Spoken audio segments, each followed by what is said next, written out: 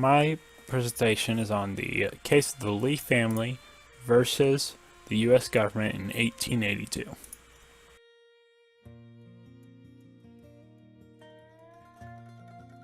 U.S. government levied a tax for $92.07.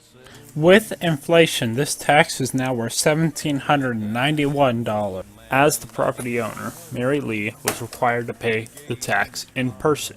However, she was deathly ill at the time, and therefore sent her cousin, Philip R. Fendall, to pay the tax.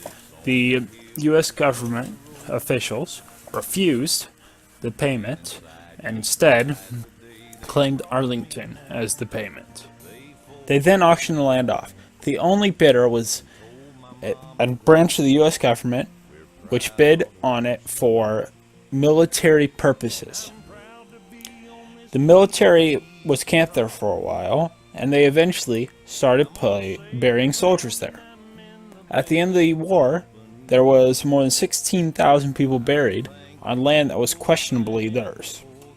The case was George Washington Custis Lee petition. He explained the fact that the land was worth far more than his debt to the government.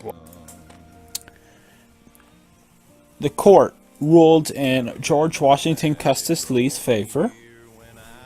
The court ruled that due process was not followed, as there was not a trial before the land was claimed. Therefore, the court ordered the land returned to George Washington Custis Lee, who then sold it to the U.S. government for $150,000 so that the dead would not be disinterred and could remain resting peacefully.